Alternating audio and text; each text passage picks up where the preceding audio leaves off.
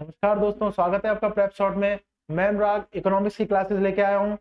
पिछली जितनी भी क्लासेस थी हमारी और हमने जहाँ पर छोड़ा था वहां तक आपका रिवीजन मस्ट है।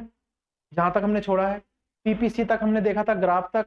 और ये जो रेवेन्यू है, कॉस्ट है, प्रोडक्शन है, डिमांड है, सप्लाई है, ये छोटे छोटे कॉन्सेप्ट इकोनॉमिक्स का पूरा डिजाइन करते हैं। तो अगर ये क्लियर होंगे देन नेक्स्ट क्लास पे हम लोग चल सकते हैं।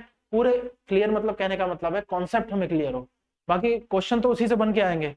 किस तरह से पूछ लेंगे, लैंग्वेज में फंसाएंगे, ऑप्शन में फंसा सकते हैं, वो हमारा रिवीजन से पूरा हो जाएगा, उसमें हमें टेंशन लेने की आवश्यकता नहीं है। ठीक है।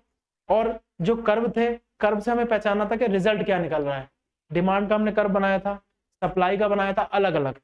जब उसको मर्ज किया ना तो हमने एक पॉइंट ई बनाया था, इक्विलिब्रियम का, संतुलन वाला बिंदु। तो हमने कहा मार्केट जो होती है हमेशा संतुलन, पिछली क्लासेस का थोड़ी सी बातचीत कर रहे हैं आपसे, तो हमने कहा था ई जो पॉइंट है वो संतुलन का बिंदु है। उस पर ए एस ए डी के बराबर होगी, एग्रीगेट सप्लाई एग्रीगेट डिमांड के बराबर होगी। इससे अगर ऊपर नीचे होता है तो डिसबैलेंस होता है, लेकिन नियम ये कहता है चाहे ऊपर हो चाहे नीचे हो वो दोबारा कहां पर आ जाएगी, बैलेंस पर आ जाएगी, यानी ए एस बराबर ए डी हो जाएगा। यहां तक बात हो गई थी। फिर हमने प्रोडक्शन पे बात की। डिमांड को कौन कौन सी चीजें प्रभावित कर सकती हैं, डिमांड फंक्शन। सप्लाई को कौन कौन सी चीजें प्रभावित कर सकती हैं, सप्लाई फंक्शन। उन दोनों का ग्राफ देखा था। पीपीसी भी देख लिया था, दोनों का मर्ज करके। दो कॉमोडिटी है, इनकम हमारी कुछ भी है, उस इनकम पर उस कॉमोडिटी की कितनी यूनिट हम लोग खरीद सकते हैं। यहां तक बात हुई। मैंने कहा था पंचवर्षीय योजना थोड़ा सा देखते रहना, पहला दूसरा तीसरा। और जो अभी करंट में चल रहा है, एक चीज और है, जो करंट के क्वेश्चन मतलब जो टॉपिक चल रहा है ना उसको इकोनॉमिक्स से रेट करके आपको पढ़ना होगा। वो असल में जीएस का पार्ट ही हो गया एक तरह से। न्यूज कौन सी आ रही है, कौन सी चल रही है, हमारे लाइफ कौन सी है, इकोनॉमिक्स की कौन सी हमने पंच करनी है उसमें से निकाल कर। ठीक है ना वो। अब कुछ पॉलिसियां होती है इकोनॉमिक्स में, एक वर्ड होता है। सबसे पहले हमने कहा था कि भाई इकोनॉमिक्स को हमने बोला था इकोनॉमिक एक्टिविटी से जोड़ दो। इकोनॉमिक एक्टिविटी, इसमें दो वर्ड और हैं इसमें ही, इकोनॉमिक एक्टिविटी में। ठीक है ना, आर्थिक क्रियाएं हैं सारी सारी, इसमें इमोशंस नहीं चलेंगे, आर्थिक क्रियाएं। देखो एक चीज हमेशा याद रखना, पिछला अगर कॉन्सेप्ट क्लियर है तो उसको आगे बढ़ना, क्योंकि एक दूसरे से रिलेटेड होते हैं। जो टॉपिक होते हैं एक दूसरे से रिलेटेड होते हैं। हमने एक वर्ड दिया लिक्विडिटी, इसको हिंदी में तरलता, और एक होता है मॉनेटरी। ठीक है ना, मौद्रिक। ये दोनों वर्ड इकोनॉमिक एक्टिविटी में आते हैं, इकोनॉमिक्स के पार्ट है। सबसे पहली क्लास में तो हमने यही कंफ्यूजन को दूर किया था कि इकोनॉमिक्स और इकोनॉमी में क्या डिफरेंस है, या फिर एक ही चीज है। इकोनॉमिक्स और इकोनॉमी में क्या डिफरेंस है। अगर इंग्लिश के उससे बेस से चले ना तो इकोनॉमी नाउन है, इकोनॉमिक्स वर्ब है। अगर ऐसे कहें तो वर्ब में हमेशा एक्शन पाया जाता है।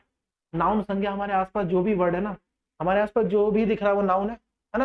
फैन हो गया, पेन हो गया, मार्कर वगैरह, बोर्ड वगैरह सब हो गया। इकोनॉमिक को वो चलो पहली क्लास में हो गया था, मैं वैसे ही बता रहा हूँ कैसे थोड़ा सा करते हैं।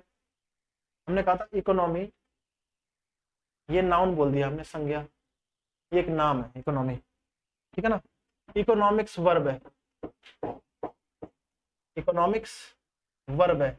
वर्ब जो होता है वो हमेशा एक्शन में रहता है, यानी इकोनॉमिक्स में इकोनॉमिक एक्टिविटी होगी, किसी ना किसी तरह से हम लोग लेन देन की बात करते हैं। और जहां पर भी ट्रांजैक्शन हुई इकोनॉमिक्स का जन्म हुआ। जहां पर भी ट्रांजैक्शन हुई इकोनॉमिक्स का जन्म हुआ। चाहे आप सेल करें चाहे परचेज करें, सेल करेंगे तो इन रिस्पेक्ट ऑफ प्रोड्यूसर देखेंगे, आप उत्पादक के नजरिए से देखेंगे। और अगर आप बाई करेंगे तो इन रिस्पेक्ट ऑफ कंज्यूमर। ये मैं बताऊंगा अभी, इसी के ऊपर बात आ रही है, लिक्विडिटी मॉनिटरी। ठीक है। हमने कह दिया था कंज्यूमर तो कंज्यूम कर रहा है ना, कंज्यूमर। उपभोक्ता जो है हमारा, उपभोक्ता क्या करेगा, उपभोगी करेगा। कंज्यूम, क्या ये दोनों इसमें आ रहे हैं। कंज्यूम मतलब उपभोग। कंज्यूमर जो होता है वो कंज्यूम करेगा, उपभोग करेगा उपभोक्ता। बात समझ आ गई। ठीक है, ये कंज्यूमर हो गया। प्रोड्यूसर,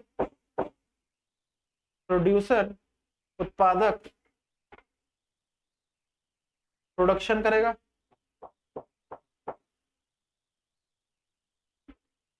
क्या करेगा, उत्पादन।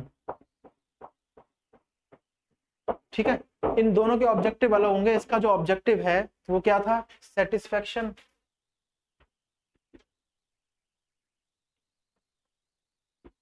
ठीक है। अब मतलब संतुष्टि, लेकिन क्या सिर्फ गुड्स की, नहीं, गुड सर्विस भी आ जाएगी इसमें, गुड्स एंड सर्विसेज बोथ, ठीक है ना, वस्तु एवं सेवाएं, वस्तु एवं सेवाएं, ठीक है, और ये प्रॉफिट, लेकिन करना चाहेगा।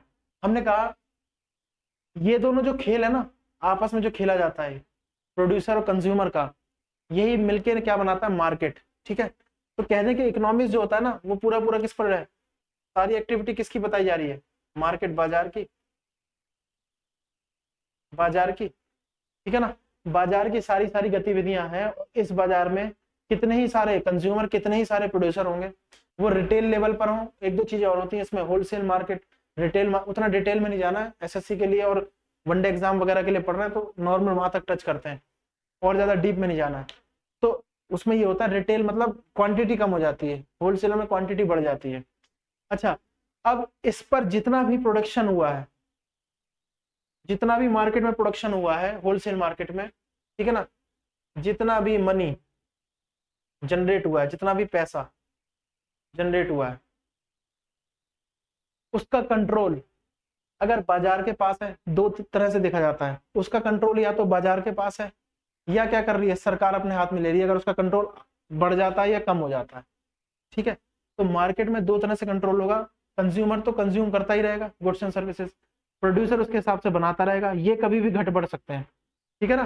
प्रोड्यूसर ज्यादा कर देगा तो सप्लाई एस बढ़ जाएगा, सप्लाई, है ना, और ये ज्यादा अपना ले जाएगा तो इसकी डिमांड ज्यादा हो जाएगी। लेकिन कंडीशन है क्या, आइडियल, दोनों की बराबर, डी एस के बराबर का तो इसको आइडियल माना जाता है।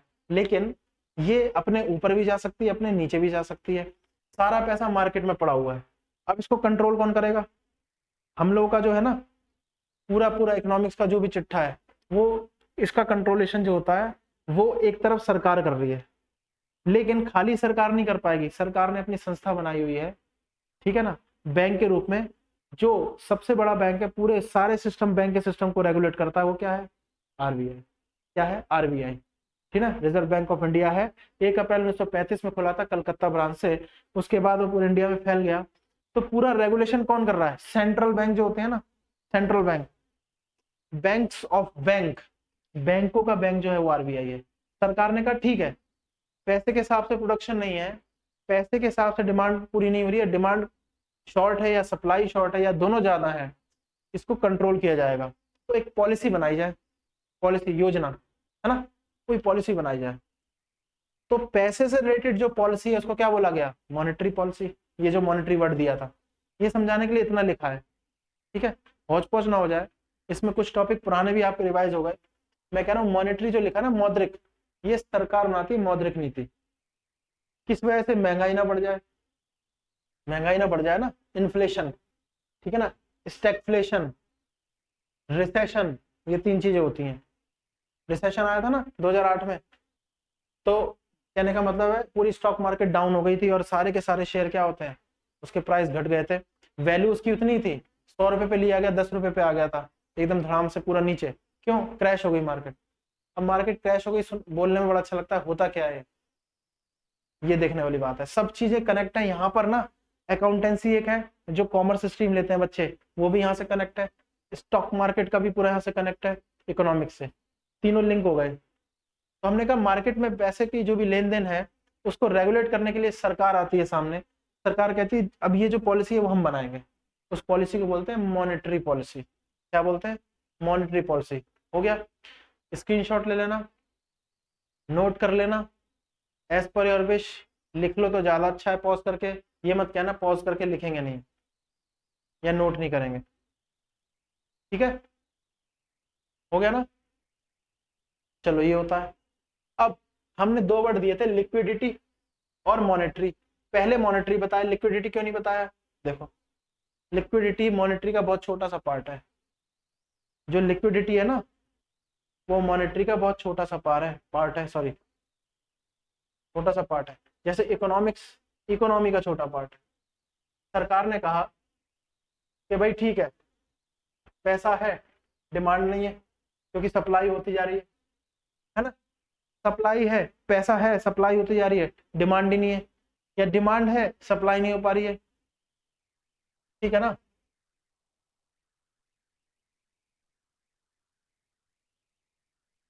मॉनेटरी पॉलिसी जो है वो गवर्नमेंट डिसाइड कर रही है। गवर्नमेंट के पास और भी बहुत सारे काम है ना। अकेले एक संस्था जो होती है गवर्नमेंट की, गवर्नमेंट ने कहा भाई हम एक संस्था बनाएंगे, ठीक है, संविधान में भी लिखा गया, भारत के संविधान में, कि भाई एक संस्था होगी जो भारत की मौद्रिक नीति जो है, मॉनेटरी पॉलिसी, मौद्रिक नीति, है ना, मौद्रिक नीति जो है उसको क्या करेगी, रेगुलेट करेगी मौद्रिक नीति को भारत की सरकार, ठीक है। उसके लिए एक संस्था जो है हमने बताया था कि क्या है, बैंक ऑफ बैंक्स, आरबीआई, है ना, reserve reserve bank of India.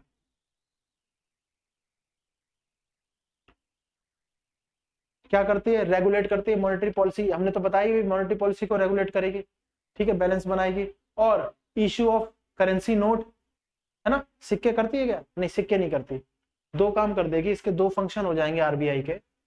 देखो मॉनेटरी पॉलिसी जो है, मौद्रिक नीति, बाजार में जितना भी पैसा पड़ा हुआ है वो रेगुलेशन में है या नहीं, रेगुलेशन कहने का मतलब है बैलेंस में, इक्विलिब्रियम का जो कॉन्सेप्ट है वो यहाँ पर आता है कि नहीं आता है, डिमांड बहुत ज्यादा एग्रेसिव तो नहीं है, सप्लाई बहुत ज्यादा एग्रेसिव तो नहीं है, या दोनों ही डाउन है या कोई एक डाउन है, हमेशा चीज बैलेंस के लिए होती है। 1 अप्रैल, 1 अप्रैल 1935 स्थापना दिवस कोलकाता से, है ना, बनाया गया रिजर्व बैंक ऑफ इंडिया 1935 में। तो ये संस्था तैयार हुई मॉनेटरी पॉलिसी के लिए भारत की जो भी होगी, और किसके फंक्शंस क्या हो गए, आरबीआई के, ये बैंक ऑफ बैंक्स है, ठीक है ना, बैंकों का बैंक है ये, bank of banks, bank of banks, ठीक है। इस पर एक कॉन्सेप्ट और है कॉमर्शियल बैंक का, वो पढ़ेंगे हम लोग, कॉमर्शियल बैंक, ठीक है ना, वाणिज्यिक वाणिज्यिक बैंक, ये और पढ़ेंगे कॉमर्शियल, कॉमर्शियल बैंक का से तात्पर्य क्या है। तो मॉनेटरी पॉलिसी, मौद्रिक नीति है गवर्नमेंट की, RBI, reserve bank of India, 1 April 1935 Calcutta, bank of banks है, बैंकों का बैंक है। फंक्शंस क्या होगा इसके, फंक्शंस, मेन दो फंक्शन, कार्य, एक तो मॉनेटरी पॉलिसी बनाना,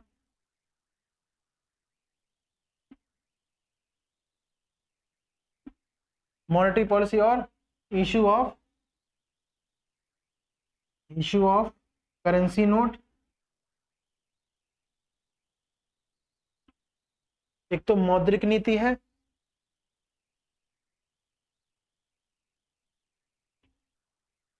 ठीक है, मौद्रिक नीति, और मौद्रिक नीति है, और क्या कहते हैं, नोट जारी करते हैं, नोट जारी करते हैं, होता ना, मैं धारक को इतने रुपए अदा करने के लिए वचन देता हूँ, नीचे गवर्नर के साइन होते हैं, आरबीआई का गवर्नर है, वो गवर्नर एलजी वगैरह नहीं, वो आरबीआई का गवर्नर है, रिजर्व बैंक ऑफ इंडिया का, ठीक है। कहते ना मैं धारक को, धारक मतलब जिसके हाथ में नोट है, जो उसका मालिक है, उसको मैं इतना वो करता हूँ, कितना भी रिसेशन आ जाए इतनी तो वैल्यू उसको मैं दे ही दूंगा, आरबीआई में दो और पैसे ले लो जो भी है, या सामान ले लो उसके बदले जो भी है, आरबीआई से नहीं, दुकान से, ठीक है। मॉनेटरी पॉलिसी, मौद्रिक नीति, issue of currency note, note जारी करता है, ठीक है। रेगुलेट इंटरेस्ट रेट भी करता रहता है बीच में, रेगुलेट इंटरेस्ट रेट,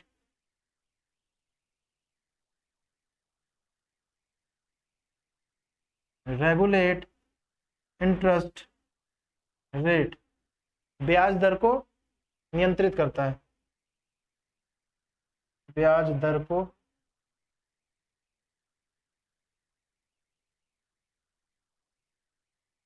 नियंत्रित करता है, ठीक है। तो ये हो गया, ये मेन फंक्शन हो गया आरबीआई के, बात समझ गई। अब मॉनेटरी पॉलिसी के लिए सरकार ने उसको जिम्मेदारी दी है कि आप करो, तो क्या करेगा, सबसे मेन काम तो यही हो गया उसका, क्योंकि बाजार को क्या करना है, उसको बैलेंस लेके चलना है, इक्विलिब्रियम के केस में लाना है, जिसमें हम कह रहे थे अब ये कैसे लाएगा, पैसे के थ्रू लाएगा ना, ये बैलेंस कैसे करेगा, मार्केट में ज्यादा पैसा हो गया तो खींच लेगा मार्केट से पैसा, नॉर्मल आसान भाषा में पढ़ते हैं, मार्केट में ज्यादा पैसा हो गया तो आरबीआई खींच लेगा मार्केट से पैसा। कैसे खींचेगा, चोरी नहीं करेगा, किसी से जेब से नहीं निकालेगा, पॉलिसी होती है, इसमें कोई गलत नहीं है, गलत बात नहीं है इसमें कोई। मार्केट में ज्यादा पैसा को तो खींचे खींचे ऐसा नहीं ना पूरा ही ले लिया, एक रेशो में ले लेगा, और कम होगा तो इंड्यूस कर देगा, ग्राहकों को ऐसा बनाएगा कि वो इन्वेस्ट करने का सोचें। ठीक है, ये होता है आर आर, ठीक है ना, आर आर रिजर्व रेशो, ठीक है ना, sorry repo rate, reserve repo rate, R R R R, ठीक है ना, एस एल आर, ये सब होते हैं तीन चीजें, उसके बारे में डिस्कस करेंगे क्या होता है इसमें, जो मेन है ना जो आ सकता है वो हम करेंगे। ठीक, एक तो ये हो गया, तीन फंक्शन कौन से हो गए। 1 अप्रैल 1935 को मॉनेटरी पॉलिसी के लिए सरकार ने अपनी संस्था बनाई जो बैंकों को भी रेगुलेट करती थी, RBI reserve bank of India है। अब मुख्यालय मुंबई में है, लेकिन कलकत्ता से स्टार्ट होकर 1 अप्रैल 1935 में स्थापना। बैंक ऑफ बैंक्स है, बैंकों का बैंक है। कार्य जो तीन मेन है, वैसे तो दो और है उससे हमें लेना देना नहीं है, वो इसी से रिलेटेड है। तीन मेन है, मॉनेटरी पॉलिसी करेगा, मौद्रिक नीति, इश्यू ऑफ करेंसी नोट। अच्छा, यहाँ पे एक चीज याद है, इश्यू ऑफ क्या कहते हैं, कॉइन्स कौन करता है, वो पता ही होगा आपको, कॉइन्स के लिए कौन होता है, फाइनेंस मिनिस्ट्री। कॉइन सिक्के क्या हो गया, फाइनेंस मिनिस्ट्री।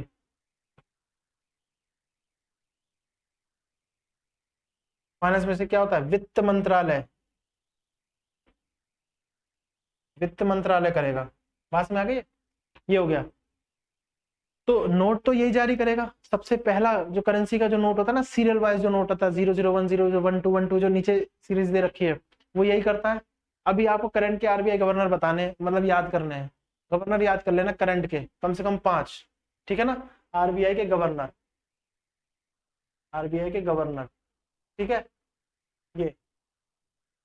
अच्छा, एक ये चलो, ये करने के बाद फिर एक चीज और करेंगे, यहां तक हो गया, करेंसी नोट हो गया। Regulate interest rate, interest rate को भी रेगुलेट करता है, लेकिन इससे पहले तीन चीजें हो गई जो हमने कहा था। एक तो R R, R R R, ये पिक्चर के नाम नहीं है, ट्रिपल आर, अभी सोचो, एस एल आर, ठीक है ना, ये मैं कह रहा हूँ। यहां तक बात में, इसको देखो, नोट करो, नोट करो, इसको मैं हट गया हूँ, बात समझ आ रही है, इस तरह से हो रहा है।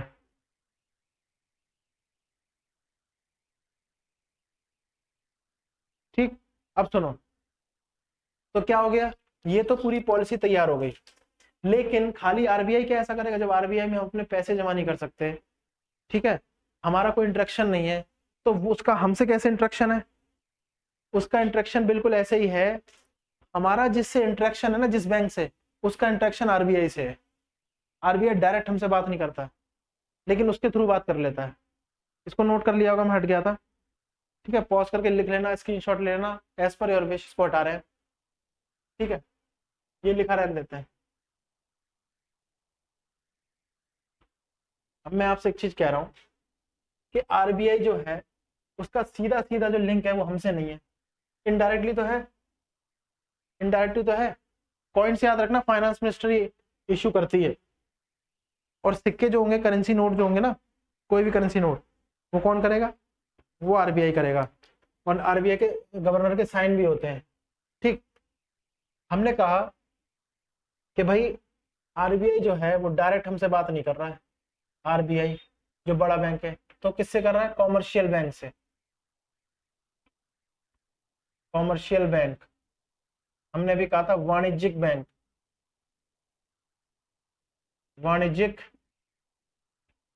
बैंक, ठीक है, वाणिज्यिक बैंक है। तो क्या क्या होता है वाणिज्यिक बैंक में, ठीक है, economics, RBI, RBI commercial bank से उस इंटरेक्शन करता है, कॉमर्शियल बैंक हमसे करता है, पीपल, जनता, लोग। अब यहां बना देते हैं आरबीआई, और यहां बना देते हैं कॉमर्शियल बैंक,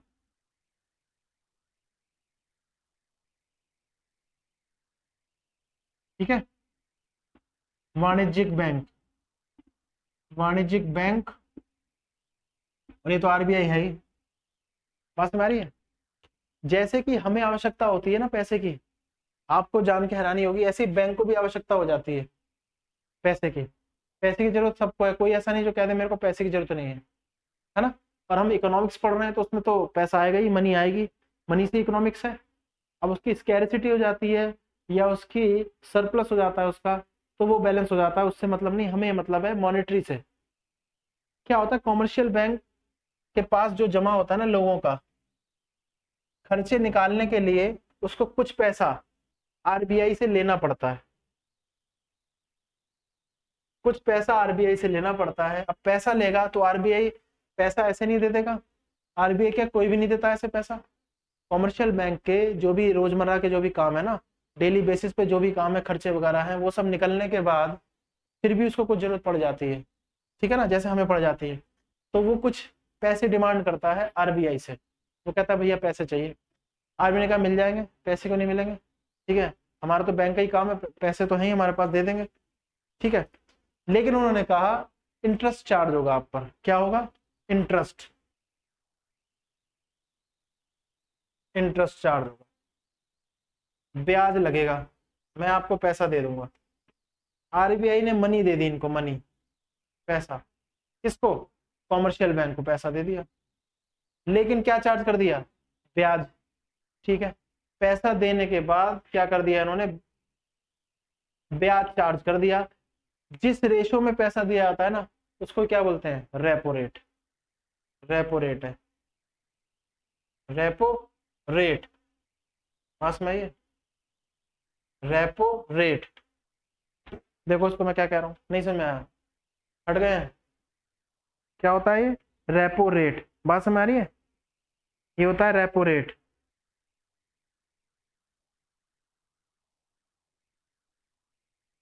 ठीक है, बात समझ आ गई, यहां तक समझ आ गया मैं क्या कह रहा हूँ, रेपो रेट होता है। तो आरबीआई जो होता है, आरबीआई जो पैसा जिस रेशो में कॉमर्शियल बैंक को देता है, कॉमर्शियल बैंक को भी आवश्यकता होती है पैसे की, तो वो कहता है कि कुछ पैसा डिमांड करता है आरबीआई से कि आप दे दो कुछ समय के लिए। तो उन्होंने कहा हाँ, आरबीआई ने कहा हम दे देंगे पैसा, इंटरेस्ट चार्ज होगा, जिस रेशो में पैसा पहुंचता है उसको रेपो रेट बोलते हैं। क्या बोलते हैं, रेपो रेट, ठीक है। अब ये तो बात हो गई आरबीआई से पैसा कॉमर्शियल बैंक पे जाने का। एक होता है आरबीआई ने भी अपने रोजमर्रा के काम कर लिए, डेली बेसिस पे काम कर लिया, उसको भी जरूरत पड़ गई पैसे की, अब वो क्या करे, तो वो कॉमर्शियल बैंक से मांग लेता है। किससे मांग लेगा, कॉमर्शियल बैंक से। तो जिस रेशो में आरबीआई कॉमर्शियल बैंक से पैसा मांगता है, रेपो रेट क्या था, आरबीआई पैसा देगा कॉमर्शियल को, रिवर्स मतलब उल्टा हो गया ना, ये होता है रिवर्स रेपो रेट। ये कोई पिक्चर का नाम नहीं था, ट्रिपल आर जो है, ये रिवर्स रेपो रेट है। तो आरबीआई जो डिमांड करेगा वो होगा R R R, reverse repo rate, reverse repo rate, ठीक है ना, बात में आ गई है। कहा ये कॉन्सेप्ट ये है, तीन चीजें होती हैं हमेशा, ठीक है ना, R R R R R S L R, ठीक, एस एल आर, बात में आ गई, एस एल आर। देखो इसको, वो पैसा, पैसे का वो भाग जो आरबीआई वाणिज्यिक बैंकों को देता है, कॉमर्शियल बैंक को देता है, वो हो जाए इंटरेस्ट के साथ, इंटरेस्ट तो लेगा दोनों में ही, वो होता है repo rate. Reverse repo rate, triple R जो है रिवर्स रेपो रेट, इसका उल्टा, यानी वाणिज्यिक बैंक उसको देगा आरबीआई को, तो वो भी इंटरेस्ट लेगा ना। तो यहाँ पर क्या हो गया, मनी, है ना, पैसा, और क्या हो गया, ब्याज, इंटरेस्ट। देखो इसको, ये जो कह रहे हैं, बात में आई, इसको देखो जरा, समझ में आया कि नहीं आया, मैं कह रहा हूँ आपसे, ठीक, ये कह रहे हैं, यहां तक हुआ, पैसे का लेन देन चल रहा है आरबीआई कॉमर्शियल बैंक में। और एक चीज बता दूं इसी बीच के, कॉमर्शियल बैंक जो हुए, 14 बैंक जो थे वो कॉमर्शियलाइज हुए थे, ठीक है ना, वो हुए थे जुलाई 1969 में, 14 बैंक थे ऐसे, बात समझ आ गई ना, सब आ गए थे उसमें, एसबीआई ये सब वगैरह जो भी थे उस समय के,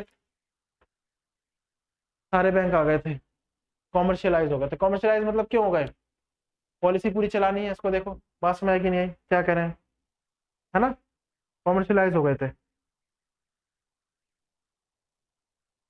ठीक है, ये हो गया होगा शायद। तो हमने क्या कहा, पैसे का वो हिस्सा, पैसा तो है, पैसे की जरूरत जैसे हमें होती है ना, ऐसे ही बैंकों को भी होती है।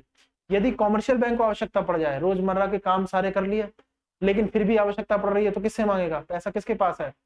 सरकार से डायरेक्ट नहीं मांगेगा। सरकार ने कहा भाई बहुत काम हो गया हमारे पास, हम अपनी जो सिरदर्दी है ना, सिरदर्दी मान लो एक तरह से, वो क्या हो गई, आरबीआई को सौंप रहे हैं। आरबीआई एक संस्था है, संविधान में भी लिखा गया है, तो वो बनी हुई है। 1 अप्रैल 1935 में स्थापना कलकत्ता से शुरू हो गई थी। उन्होंने कहा आपको सौंप दिया, आप देखना। तो आरबीआई ने कुछ पैसे का हिस्सा कॉमर्शियल बैंक को दे दिया, इंटरेस्ट चार्ज किया, इंटरेस्ट तो लेंगे ही लेंगे, वो हो गया रेपो रेट, है ना, रेपो दर। फिर इसी का रिवर्स हो गया, रिवर्स मतलब उल्टा, रिवर्स रेपो रेट। तो अब आरबीआई नहीं देगा, कॉमर्शियल बैंक देगा। किसको? आरबीआई को। एक्शन बदल गया, अपोजिट हो गया ना, तो वो भी चार्ज करेगा। अब हमारा कॉन्सेप्ट यहाँ क्वेश्चन क्या बनेगा वनडे एग्जाम के लिए, कि यदि रेपो रेट घटता है तो क्या होता है? देखो, व्हेन शॉर्ट में लिख रहा हूं, R R decreases, then short में लिख दिया ऐसे ही, क्वेश्चन ही बन गया ना। खुद सोचो, जब आर आर रेपो रेट घटता है तो क्या होता है, तो एक्शन क्या हो जाएगा? यानी आर आर क्या था? रेपो दर। रेपो रेट क्या है? जिस रेट से आरबीआई कॉमर्शियल बैंक को पैसा दे रहा है, और कॉमर्शियल बैंक पर ही हमारा पैसा जमा है। नहीं समझ में आया? कॉन्सेप्ट लगाना है आपको थोड़ा सा। कॉन्सेप्ट भी क्या लगाना है, हम अपना पैसा आरबीआई में जमा कराते हैं, कहाँ कराते हैं? कॉमर्शियल में कराते हैं।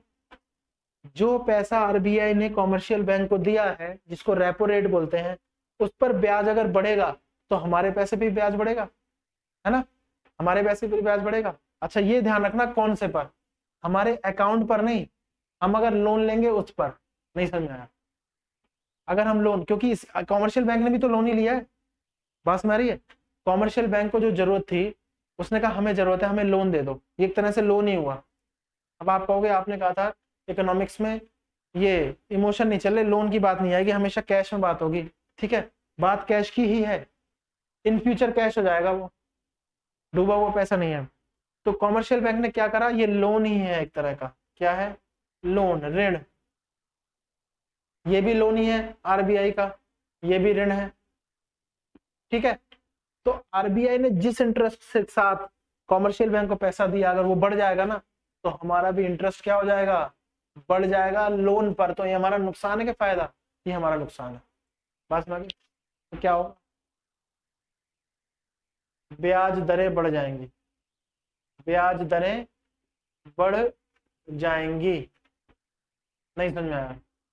सीधा सा फंडा है, ब्याज दरें बढ़ जाएंगी। इसमें क्या दिक्कत है? फंडा सीधा सा नहीं है क्या? देखो ना, आरबीआई ने जो पैसा दिया, अब ये मत कहना इसी में उलझाऊंगा, हाँ समझ में आ गया, आगे बढ़ो। पहले समझा दें, अच्छे से समझ जाए, इसी से कॉन्सेप्ट के क्वेश्चन बन जाएंगे। लैंग्वेज पे मारेंगे वो बच्चों को, ये कॉन्सेप्ट तो बच्चों को पता ही है। आधे बच्चे भी जानते होंगे कि आर आर क्या है, आर आर क्या है, SLR क्या है। कॉन्सेप्ट में से क्वेश्चन कैसे बनाएंगे, टफ से टफ, और ऑप्शन कैसे डालेंगे। अभी तो मैंने शॉर्ट में सोचने के लिए बता दिया कि जब आर आर घटेगा ना, तो घटेगा तो यार घट जाएगी, सॉरी, दरें घट जाएंगी, घटा वाला है, घट जाएंगी मतलब पॉजिटिव रिलेशन है, क्योंकि ये लोन ले रहा है कॉमर्शियल बैंक, और हम भी कॉमर्शियल बैंक से ही लोन लेंगे।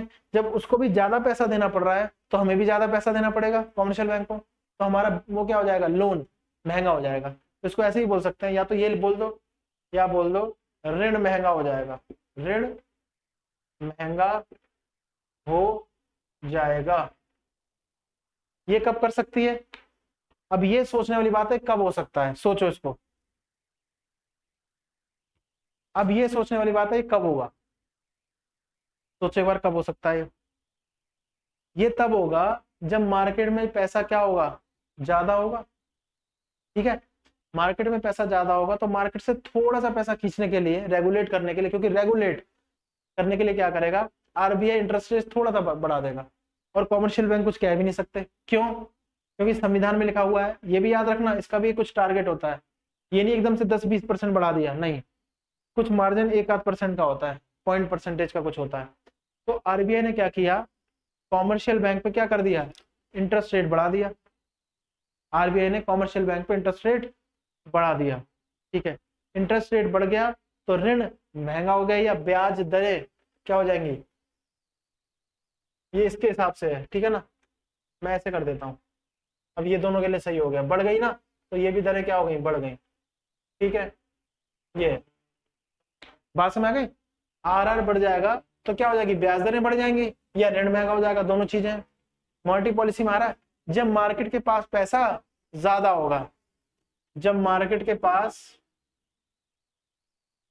पैसा ज्यादा होगा, कहां पर, बाजार में, बाजार में जो पैसा होगा क्या होगा, ज्यादा होगा, तब ये थोड़ा सा पैसा खींच लेंगे अपनी तरफ। ठीक है, अच्छा फिर ट्रिपल आर में क्या होगा, रिजर्व रेपो रेट, इसमें क्या होगा, इसमें होगा अगर ये महंगा हो जाएगा, ये ज्यादा कर देगी ब्याज दर, तो क्या हो जाएगा, ऋण सस्ता हो जाएगा। यही सोचने वाली बात है, नहीं समझ में आया। कॉमर्शियल बैंक अगर यहाँ पर अपने इंटरेस्ट बढ़ा देंगी तो क्या होगा, देखो हमें फायदा होगा, क्यों, कॉमर्शियल बैंक के पास पैसा ज्यादा आएगा, पैसा ज्यादा आएगा तो क्या करेंगे, थोड़ी सी छूट दे देंगे, मामूली देती है छूट, बहुत ज्यादा गैप नहीं होता, लेकिन हमें फायदा हो जाएगा। बात समझ गए, कॉन्सेप्ट इस तरह से बनता है, नहीं समझ में आया, कितना बढ़िया कॉन्सेप्ट है।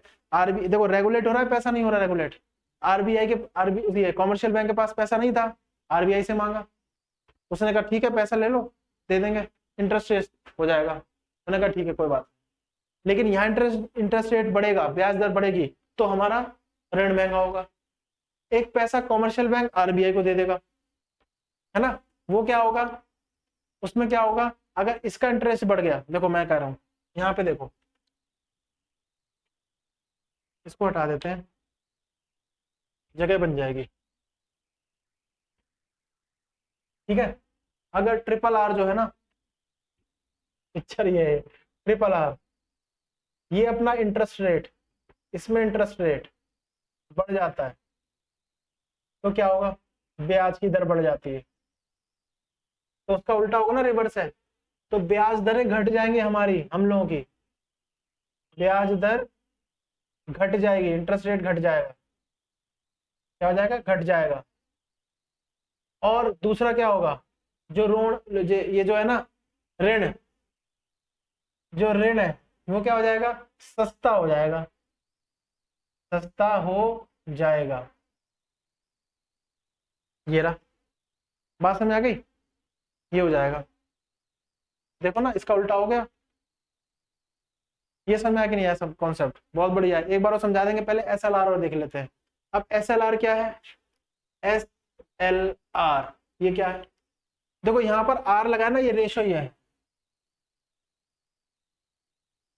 रेट है, सॉरी रेट है, क्या है, रेट मतलब दर, स्टैट्यूटोरी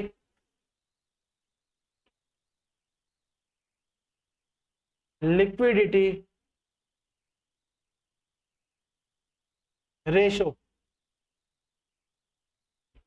ठीक है ना, आर कॉमन है ना, रेट रेशो कुछ भी, बात में आगे, तो स्टैट्यूटोरी लिक्विडिटी रेशो, है ना, स्थिर तरलता अनुपात, स्थिर तरलता अनुपात, ये वो पैसा है जो कॉमर्शियल बैंक किसको देते हैं, किसको देते हैं, सरकार को। कॉमर्शियल बैंक बल्कि आरबीआई को दे देंगे, है ना, और आरबीआई किसको दे देगा, गवर्नमेंट को। नहीं समझ में आया, ये वाला हिस्सा ये अलग है, कॉमर्शियल बैंक आरबीआई के पास रखेंगे, उसी में से आरबीआई कुछ हिस्सा गवर्नमेंट को दे देगा, पैसे का कुछ हिस्सा किसको दे देगा, गवर्नमेंट को। सोचो ना गवर्नमेंट की कमाई कहाँ से है यार, हम लोग ऐसे सोचते हैं पीएम की सैलरी जो बन रही है, प्रेसिडेंट की सैलरी जो बन रही है, और मिनिस्टर की सैलरी बन रही है, कहाँ से आ रही है, consolidated fund of India, CFI, है ना, कंसोलिडेटेड फंड ऑफ इंडिया, उसमें से हो रहा है। अब पैसा जनरेट कैसे हो रहा है, हम लोग जो जीएसटी दे रहे हैं, टैक्स भर रहे हैं, वो हो रहा है, बात में आ गई, और जो शॉर्टेज पड़ी वो यहाँ से भरा जा रहा है, एसएलआर से। देखो मैंने लिखा है commercial bank slash RBI, commercial bank पैसे का कुछ हिस्सा किस पर रख रहे हैं, आरबीआई पर, आरबीआई के हाथ में रख रहे हैं, उसमें से कुछ पैसा आरबीआई किसको दे रहा है, गवर्नमेंट को, पूरा पैसा नहीं, कुछ पैसा दे रहा है, इसलिए कुछ पैसे को क्या बोला गया है, रेशो। ये समझ में आया कि नहीं आया, तो कुछ रेशो किसको दे रही है, सरकार को, गवर्नमेंट को। समझ में आया कि नहीं आया, आ गया ना। मैं कह रहा हूं अब पूरा कॉन्सेप्ट क्या होता है, पूरा कॉन्सेप्ट क्या है आप समझ गए होंगे, आवश्यकता नहीं है इसको बताने की, देख लो एक बार और, अच्छे से देख लो, है ना। ये हो गया। एक बार और समझाने वाली बात ये है, इसको पहले पॉज करके लिख लेना, स्क्रीनशॉट ले लेना, एज पर योर विश, जो अच्छा लगता है देख लो इसको। मैं हट गया यहाँ से, स्क्रीनशॉट भी ले सकते हो।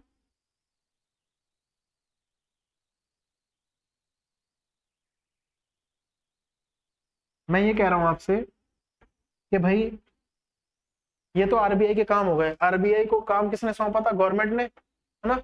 आरबीआई को गवर्नमेंट ने काम सौंपा था, तो आरबीआई ने वो काम कर दिया। कैसे? बैंक के साथ तालमेल बनाकर, बैंक के साथ तालमेल बनाकर। इसको एक बार शॉर्ट में समझ लेते हैं, इसको पॉज करके लिख लो, स्क्रीनशॉट ले लो, एज पर योर विश। क्या खेल है ना। चलो, ये भी याद रखना, जुलाई 1969 में 14 बैंक जो थे वो कॉमर्शलाइज हुए थे, वाणिज्यिक हुए थे, उसका फायदा उठाया था। ठीक है ना। चलो, समझ में आया? एक बार और कॉन्सेप्ट कर देंगे, दिक्कत नहीं होगी आपको। ये तो पढ़ना ही है, यहाँ तक जो समझा दिया, इससे क्वेश्चन बनेगा ही। लैंग्वेज पर बनता है क्वेश्चन। जब टॉपिक आसान हो ना, तो वो लैंग्वेज ऐसी डाल देंगे कि भाई वहां पे कंफ्यूजन हो जाए। अब ये पूरा कॉन्सेप्ट था बढ़िया वाला, आरबीआई का और कॉमर्शियल बैंक का। क्या था ये? पूरा कॉन्सेप्ट था आरबीआई और कॉमर्शियल बैंक का। सोचो, गांव में किसान को अगर लोन लेना हो तो फिर क्या करे, है ना। खेती के लिए, ट्यूबवेल के लिए, कुछ भी, मतलब खेतों में काम या कुछ भी उससे रिलेटेड, एग्रीकल्चर से रिलेटेड जो भी काम है, उसके लिए पैसा कम पड़ रहा है तो सरकार से डिमांड करेगा, तो किसको करेगा? कहाँ पे जाएगा? कौन सी संस्था है ना। तीन चीजें बताई थी, एक बार शॉर्ट में क्योंकि यहाँ पे लिख देते हैं। कॉन्सेप्ट क्या था? एक तो था RR, repo rate, reserve repo rate, RR, और स्टैट्यूटरी लिक्विडिटी रेशो। ठीक है। ये क्या था? फ्लो हो रहा है पैसा, बात समझ रहे हो। आरबीआई से, आरबीआई से पैसा कहाँ जा रहा है? Commercial bank. शॉर्ट में लिख दिया है। ठीक है। आरबीआई से वाणिज्यिक बैंकों पे जा रहा है, वाणिज्यिक बैंक पर पैसा तो जाएगा, लेकिन क्या लगेगा? इंटरेस्ट, ब्याज। ठीक है। आर आर आर, इसमें क्या होगा? कॉमर्शियल बैंक, कॉमर्शियल बैंक, यहाँ पे लिख दिया हिंदी से, पैसा आरबीआई के पास जाएगा। ठीक है। इस पर भी इंटरेस्ट लगेगा, ब्याज। ठीक है ना, इस पर भी ब्याज लगेगा। और एसएलआर जो होता है आरबीआई से, जो कॉमर्शियल बैंक ने हिस्सा आरबीआई को दिया है, वो जाएगा गवर्नमेंट के पास। याद रखना, ठीक है ना। ये रेशो है, ये दोनों रेट है। हमने कहा था ना, तीनों आर है, ये तीनों आर है। ये क्या है? रेट है, और ये रेशो है। रेशो मतलब कुछ हिस्सा, रेशो मतलब होता है हिस्सा, बड़े हिस्से में से कोई भी हिस्सा, छोटा या कोई भी। तो ये क्या होगा? हिस्सा, पार्ट, पार्ट, कुछ पार्ट जाएगा किसके पास? सरकार के पास। इसमें कोई इंटरेस्ट नहीं, कुछ नहीं है वगैरह। अब देखो, आरबीआई ने क्या कहा कि भाई अपना पैसा दे दिया, इंटरेस्ट बढ़ गया। अगर इसका इंटरेस्ट बढ़ गया तो क्या होगा? पहले केस में फर्स्ट, सेकंड, थर्ड वाला भी बता रहे हैं। किसान अगर लोन लेगा तो कैसे लेगा, हालांकि दो चार लोगों को पता लग गया होगा इसमें। ठीक है। तो क्या हमने कहा कि इंटरेस्ट बढ़ जाएगा। पहले केस में अगर इंटरेस्ट बढ़ा, इंटरेस्ट, ब्याज बढ़ गया, तो किसको नुकसान? यानी कॉमर्शियल बैंक को ब्याज ज्यादा देना पड़ेगा, कॉमर्शियल वाणिज्यिक बैंक को। कॉमर्शियल बैंक यही होगा ना, एसबीआई वगैरह हो गए, पीएनबी वगैरह, सब जो जहां पे हम लोग पैसा जमा कराते हैं, इनको ज्यादा ब्याज देना पड़ेगा। तो हमारा पैसा भी इसमें पड़ा है, हम इनसे लोन मांगेंगे तो हमसे भी ज्यादा डिमांड करेंगे। यानी नुकसान किसका है? हमारा। नुकसान मतलब ऐसे है, क्या हो जाएगा? रेट ऑफ इंटरेस्ट बढ़ जाएगा, rate of interest on loan, यानी ऋण पर ब्याज बढ़ जाएगा। बढ़ गया, ऋण पर ब्याज बढ़ जाएगा। इसी का उल्टा सेकंड वाले में क्या है, सेकंड वाले में क्या है, अगर इंटरेस्ट बढ़ जाता है, ब्याज बढ़ जाता है तो क्या होगा, तो क्या होगा, जो रेट ऑफ इंटरेस्ट है ना वो क्या हो जाएगा, घट जाएगा। अब देखो मार्केट से लिंक है क्या नहीं, खुद देखो, रेट ऑफ इंटरेस्ट क्या है ऑन लोन, ये घट जाएगा, यानी ऋण पर ब्याज, ऋण पर ब्याज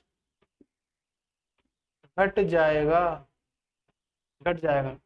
ये आपको समझ में आया कि नहीं आया, है ना, समझ में आया, बहुत बढ़िया कॉन्सेप्ट है, एक दूसरे का उल्टा है ना। हम ये आरआर की बात कर रहे हैं, रेपो रेट की, तो रिवर्स हो गया तो उसका उल्टा हो गया, ट्रिपल आर जो है ये रिवर्स रेपो रेट, ये उल्टा हो गया, क्योंकि ये वो इंटरेस्ट है जो कॉमर्शियल बैंक देगा आरबीआई को, तो आरबीआई जब कहेगा ज्यादा दो तो हमें भी ज्यादा देना पड़ेगा कॉमर्शियल बैंक को, अगर हम उससे लोन लेते हैं तो।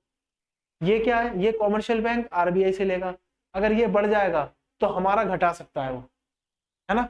इसमें क्या होगा मार्केट में, इस केस में, इसमें कुछ सोचो, ऋण ज्यादा है ना तो मार्केट में पैसा ज्यादा है, मार्केट से लिया जा रहा है पैसा, मार्केट फ्लो अच्छी है, मार्केट फ्लो हाई है। इसमें क्या है, मार्केट फ्लो नहीं है, ये लो है, लो है, ठीक है ना। मार्केट में फ्लो ज्यादा है तो थोड़ा सा पैसा खींच लिया, ये बिल्कुल वैसे ही है जैसे गार्जियन नहीं होते हैं, ज्यादा पैसे दे देते हैं तो भाई ज्यादा खर्च कर लो, वही कॉन्सेप्ट समझ सकते हो ऐसे कोई समझने के तौर पर। तो थोड़ा सा पैसा मार्केट से खींच के बैंक को दे दिया, कॉमर्शियल बैंक, फिर वो रेगुलेट करेगा आरबीआई, बार बार खींच खींच के लाएगा। और ये क्या होता है सेकंड केस में, क्या होता है, मार्केट लो है तो इंटरेस्ट रेट जो है ना लोन पर वो सस्ते कर दिए, घट गई, तो लोग ज्यादा लोन लेंगे, इंड्यूस करेंगे, पैसा फेंकेंगे मार्केट में, फेंक मार्केट मतलब बैंक के पास, फिर वो सीधे सीधे मार्केट में आएगा। तो ये तीन प्यारे प्यारे कॉन्सेप्ट हैं, लेकिन एक ही इसी बीच मैंने कहा था कि भाई मान लो किसान को चाहिए लोन तो क्या करेगा, एग्रीकल्चर से रिलेटेड उसको कोई भी सामान वगैरह, बीज वगैरह, ट्यूबवेल वगैरह, बहुत सारे काम होते हैं, वो चाहिए होंगे तो क्या होगा, इसके लिए भी सरकार ने संस्था बनाई है, ठीक है ना। इसको पॉज करके लिख लेना, पिछली ही जो बताया था उसका ये वो है, परफॉर्मा तैयार किया गया समरी के रूप में, ठीक है ना। ये जरूर यहाँ पे याद रखना, ये वाली जो लैंग्वेज है इसी में मार खा जाते हैं, ये लैंग्वेज बहुत मजेदार है, ठीक है। मजेदार कैसे, इसी के ऊपर कॉन्सेप्ट बना के वो क्वेश्चन कर देंगे कि आपको क्या फायदा हुआ है, प्रैक्टिकली सोचना है ना। चलो हमने पढ़ लिया आरआर क्या है, ट्रिपल आर क्या है, एसएलआर क्या है। आरआर का हमारे ऊपर क्या असर है, ट्रिपल आर का हमारे ऊपर क्या असर है, एसएलआर का क्या असर है, ठीक है ना, ये होता है। अच्छा एसएलआर की बात कर लें तो कुछ पैसा आरबीआई गवर्नमेंट को दे रहा है, अगर ये रेशो बढ़ जाएगा तो क्या होगा, ये रेशो बढ़ जाएगा तो क्या होगा, सब्सिडी बढ़ सकती है हमेशा। अब देखो हम लोग आदर्शवादी लोग हैं, आइडियोलॉजी यही कहती है कि सरकार के पास पैसा आएगा तो सरकार बांटेगी जनता में, 15-15 लाख तो आ ही चुके हैं अकाउंट में, जो वादा हुआ था उस हिसाब से ये है कि ये पैसा भी हमारे पास आएगा, तो हम यही मान के आइडियोलॉजी से सब्जेक्ट पढ़ रहे हैं कि ये पैसा आएगा। तो आरबीआई अगर ज्यादा रेशो बढ़ा देती है, गवर्नमेंट के पास पैसा देती है तो सब्सिडी मिल जाती है हमें ज्यादा, ठीक है ना, सब्सिडी ये मिल जाती है, ठीक है। आर्थिक सहायता होती है एक तरह की, क्या होती है, आर्थिक सहायता, ये हमारी बढ़ जाती है आर्थिक सहायता, जैसे सिलेंडर वगैरह पर भी है आर्थिक सहायता, ये बढ़ जाती है सरकार की, क्यों, सरकार के पास ज्यादा पैसा आ गया, ज्यादा मतलब आरबीआई ने रेशो बढ़ा दिया ना, ये होता है। कॉन्सेप्ट वही है, पैसा किसके हाथ में कहाँ जा रहा है, जिसके हाथ में जाएगा अगर ज्यादा होगा ना, आइडियोलॉजी ये कहती है तो वो थोड़ी सी हेल्प कर देगा।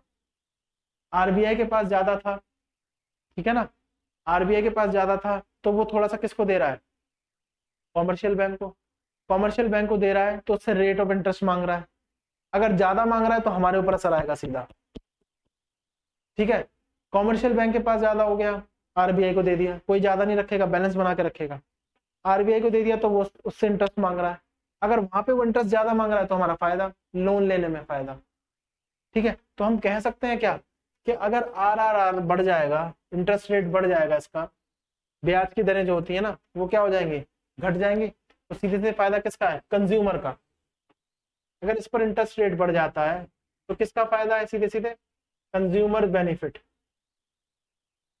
कंज्यूमर बेनिफिट, यानी उपभोक्ता का लाभ, उपभोक्ता का लाभ हो गया है ना, उपभोक्ता पर लाभ हो गया है। ये समझ में आया कि नहीं आया? मैं कह रहा हूँ। और ट्रिपल आर जो होगा, ट्रिपल आर पे बात की थी, आर आर जो होगा अगर इस पर बढ़ जाता है तो क्या होगा, कंज्यूमर क्या हो जाएगा, उसको लॉस होगा, नुकसान। नुकसान मतलब ये नहीं उसका पैसा डूब जाएगा, ये मत समझना। जो ऋण जो है ना उसकी, जो लोन लिया उसकी जो ब्याज दरें वो क्या हो जाएंगी, बढ़ जाएंगी, तो वो लोन लेगा नहीं, सोचेगा। कई लोग सोचेंगे क्या लो। अब जैसे मान लो मकान है, 50 लाख का मकान है, ठीक है, इंटरेस्ट रेट लगा हुआ है उस पर 8% पर एनम पीए। आदमी सोचेगा हाँ चलो लेते हैं, ठीक है यार 8% है। इसी पर अगर 10-11 हो जाए तो, इस पर मान लो 11% हो जाए, तो जिसको लोन लेना ही है वो तो लेगा ही, जो सोच रहा था वो नहीं सोच पाएगा दोबारा से, ठीक है ना। और ये गैप क्यों आया ये बता दिया आपको, ये जो 8 से 11 हुआ है ये क्यों हुआ ये बता दिया है ना। ये महंगा हो गया, इसका मतलब क्या है, आरबीआई ने कॉमर्शियल बैंक से ज्यादा डिमांड कर दी कि मेरे को इंटरेस्ट रेट ज्यादा दो, तो वो भी किलस, ऐसा मान लो किलस गया वो, मजाक के तौर पर, किलसा नहीं है खैर, वो क्या हो गया, वो फिर हमसे डिमांड करेगा, इसलिए ऐसा हो गया। अब तो कॉन्सेप्ट समझ में आ गया होगा अच्छे से, अब ज्यादा जाएंगे तो फिर बोर हो जाओगे, ठीक है ना। ये सबसे जबरदस्त तरीका है समझाने का। चलो ये वाला हो गया, इसको पॉज करके लिख लेना, स्क्रीनशॉट ले लेना, एज पर योर विश, जैसा आपको अच्छा लगता है, ठीक है। तो चलो इसको हटाते हैं, हम लोग आगे बढ़ते हैं। मैंने कहा था अगर कोई किसान सरकार से डिमांड करेगा कि भैया हमें लोन चाहिए, एग्रीकल्चर बेसिस पे हमें ट्यूबवेल लगानी है, बीज लेने हैं, वॉट एवर ही और she wants, what will do government, क्या करेगी, इसके लिए भी संस्था बनाई है, ठीक। ये हटाते हैं, हटा देना, पॉज करके लिख लेना, स्क्रीनशॉट ले लेना, इसका नोट जरूर करना है इसको। हमने क्या कहा भैया कि चलो ये तो यहाँ तक ठीक है, गांव में जो है, गांव में विकास अब बहुत अच्छे से हो रहा है, ठीक है। सरकार से डिमांड करी फार्मर ने, किसान ने, उसने बोला कि भाई हमें क्या चाहिए, हमें लोन चाहिए, हमें क्या चाहिए, लोन चाहिए। उन्होंने कहा ठीक है लोन दे देंगे, लेकिन ये हमारा काम नहीं, एक संस्था उन्होंने बना दी है सरकार ने, एक संस्था सरकार ने बना दी है, और बोला कि चलो जो भी किसान की डिमांड होगी ना वो आप पूरे करें, किसान की जो भी डिमांड होगी वो क्या करें, आप पूरी करें। तो देखो गवर्नमेंट, मैं शॉर्ट में लिख रहा हूँ, गवर्नमेंट है, एक बैंक था कॉमर्शियल बैंक,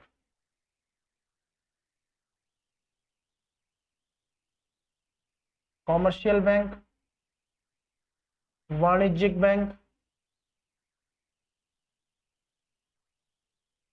है ना, एक हो गया सेंट्रल बैंक, आरबीआई, ये तो अलग ही है, ये तो गवर्नमेंट की संस्था डायरेक्ट है। एक हो गया रूरल बैंक, रूरल बैंक आपने सुना होगा, सुना क्या होगा, आप जानते भी हैं कि एक संस्था आईबीपीएस जो एग्जाम कराती है ना, एग्जाम आरबीआई और एसबीआई का एग्जाम अलग होता है, बाकी सारे बैंक उसमें होते हैं मर्ज। रूरल, कहीं ग्रामीण इलाके में बैंक खोलना हो तो बहुत अच्छा, एक अच्छी पहल है कि जन जन तक पहुंचना, ये एक अच्छी पहल है। देखो सरकार की जो पॉजिटिव चीज है ना उसकी हमें हमेशा प्रशंसा करनी चाहिए, और जो गलत चीज है उसको क्रिटिसाइज तो करना चाहिए, इसमें कोई शक नहीं है, क्योंकि हम डेमोक्रेसी में रहते हैं, इसलिए ये तो हमारा हक है। तो ये अच्छी पहल है, इसमें तो कोई शक नहीं है। 15 लाख नहीं आए वो बात अलग है, और हम लोग कोई लालची भी नहीं है यार, नहीं आए कोई बात नहीं, ठीक है। रूरल बैंक क्या हो जाएगा, ग्रामीण बैंक, ग्रामीण बैंक क्या होगा, ग्रामीण बैंक। आरबीआई तो सेंट्रल बैंक है ही, आपको पता ही है। अब इसी रूरल बैंक में गांव के लिए लोन देना, जमा करना, कार्ड वगैरह, किसान क्रेडिट कार्ड होगा, ठीक है ना, केसीसी, ये सब बनाना ये करता है नाबार्ड। कौन करता है, नाबार्ड। बात समझ गई, ये संस्था है नाबार्ड, इसका नाम बार बार आता है नाबार्ड बैंक का, ठीक है। कोई भी लोन होगा, loan related, loan related agriculture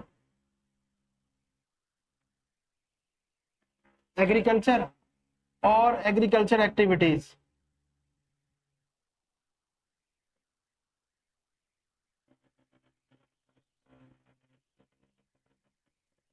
ठीक है, यानी कृषि संबंधित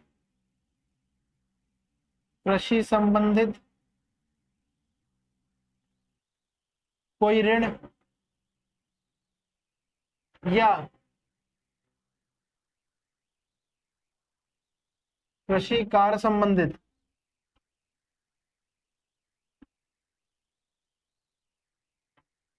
ऋण।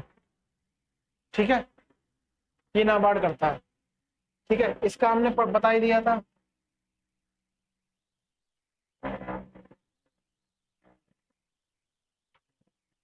इंटरेस्ट रेट और इशू करेंसी नोट, ये था। ठीक है, एक बार और लिख दिया।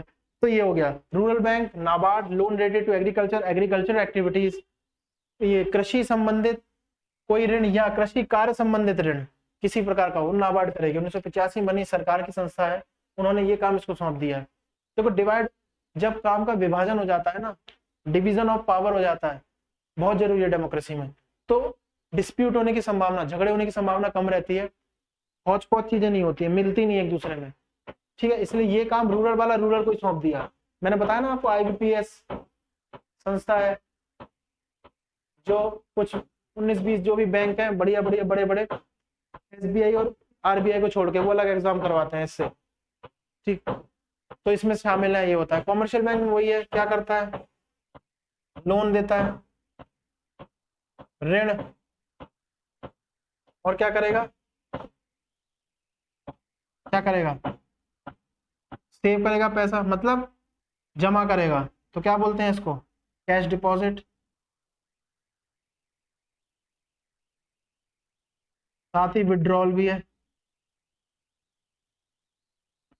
ठीक है, विड्रॉ, तो जमा और निकासी भी होगी। ठीक है ना, ये होती है रोकड़ों की, वगैरह वगैरह करता है। बात में आगे ना, और भी अदर स्कीम्स भी है इसकी खुद की, अदर स्कीम है, म्यूचुअल फंड वगैरह ये सब। तो अदर स्कीम्स, अन्य सेवाएं भी देता है। ये हो गया, ये 3 डिवीजन हो गए। बात समझ आ रही है। तो गवर्नमेंट है, अब गवर्नमेंट की कुल जो खुद की है वो आरबीआई है। गवर्नमेंट को डायरेक्ट इस पर नजर रखने की आवश्यकता ही नहीं, ये नजर रख तो रहा है ना। हाँ, ये फिर गवर्नमेंट ने बनाई रूरल ग्रामीण का, ये डायरेक्ट इस पर नजर रखेगा। बात समझ गए, रूरल पे, क्योंकि गांव के लिए अलग सीन है। ये समझ में आ गया। इस तरह से हम लोग कह रहे हैं। अब मान लो नया कोई कॉमर्शियल बैंक खुलता है, प्राइवेट बहुत सारे बैंक है आपको पता है, हम लोग गवर्नमेंट बैंक की बात कर रहे हैं। अच्छा याद रखना, इसमें प्राइवेट बैंक नहीं, गवर्नमेंट बैंक की बात हो रही है, गवर्नमेंट जॉब की बात कर रहे हैं हम लोग। तो प्राइवेट बैंक, इसमें अब जो मान लो कोई नया खुला है, उसने इंटरेस्ट रेट रख दिया, सेविंग पे तो आप रख दो, कोई दिक्कत नहीं। सेविंग आपने कभी और ऐड भी सुनी होगी, मैं बैंक का नाम नहीं लूंगा, 4% सेविंग पर दे रहे हैं हम। वो कहते हैं चलो हमने 5 कर दिया, अब 6 पहुंच गया, 7 चल रहा है। कुछ बैंक ऐड आती रहती है, सेविंग पे 7% देंगे, है ना। देखना ध्यान से, सेविंग पर 7% देंगे। क्या बताना चाह रहे हैं, सेविंग, आप अपनी जो भी सेविंग है वो हमारे पास जमा करो, हम आपको 100 रुपए पे 7 रुपए देंगे। 7% का मतलब ये है ना, 100 रुपए पे 7 रुपए देंगे। ये आ गया, इससे क्या होगा, ज्यादा पैसा आएगा उन पर, बिजनेस बढ़ेगा आगे। ठीक, ये हो गया। लेकिन अगर मान लो उनके पास लोन लेने जाए, तो लोन मतलब ऋण लेने जाए, तो एक प्राइवेट बैंक है वो कह रहा है चलो कोई बात नहीं 7% कर देना। हमने कहा 7% तो सही है यार, सेविंग पे भी मिल रहा है इतना ही, है ना, ज्यादा महंगा नहीं पड़ेगा। एक ने 8 बोल दिया, एक ने 10, एक ने हद करके 12 बोल दिया। हम कहेंगे ये क्या हो रहा है, इस पर तो कोई सीमा ही नहीं है ना, इस पर तो कोई सीमा ही नहीं है। तो आरबीआई देखेगा ये सब, इनका गार्जियन कौन है, आरबीआई। तो जो भी बैंकिंग से रिलेटेड जो भी मामले है ना, बैंकिंग रिलेटेड इश्यू जो है, वो कौन देखेगा? RBI, reserve bank of India. Reserve bank, reserve bank देखेगा, ठीक है। बैंक से रिलेटेड मामले, ये समझा कि इसका गार्जियन है, तो वो कहेगा भैया 12% कहां से है? पहले तो कोई डिमांड ऐसे कर ही नहीं सकता है, ठीक है।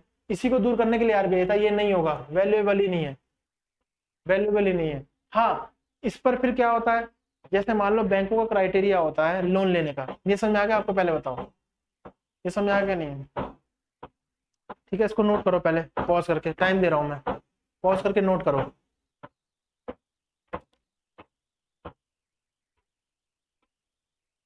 पॉज करके नोट करना है इसको।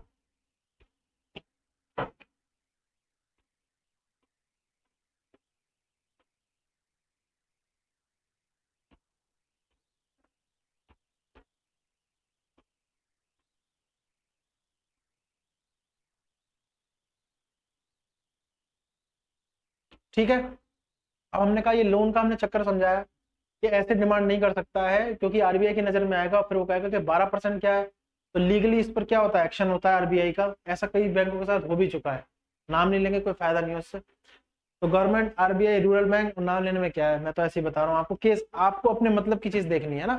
मैंने पहले भी कहा था क्लासेस जब शुरू हुई थी कि हम लोग वो लोग नहीं है जो राजनीति देखकर उस पर बहस करें, इसने ये किया, मंत्रियों का नाम ले लेके इसमें ये किया, ये ऐसे करेगा। हमें अपने मतलब की न्यूज देखनी है, क्योंकि बहस करने के लिए पूरे हिंदुस्तान में बहुत पब्लिक है, उनका यही काम है, सुबह से समाचार चालू हुए और फिर रात को जो है ना अपने मूड में आए और क्या है बोले जा रहे हैं, भाई ये सरकार ऐसी, वो सरकार, पता कुछ नहीं है किसी के बारे में पूरी तरह से। तो वो हमें नहीं बनना है, हमें कुछ अलग करना है। उससे जो भी हमारी न्यूज काम की है वो हमें लिख लेनी है। पॉलिटी में ये जा रही है, मैंने पहले भी कहा था, इकोनॉमिक्स में जा रही है, ठीक है, और ज्योग्राफी में जा रही है, इस तरह से।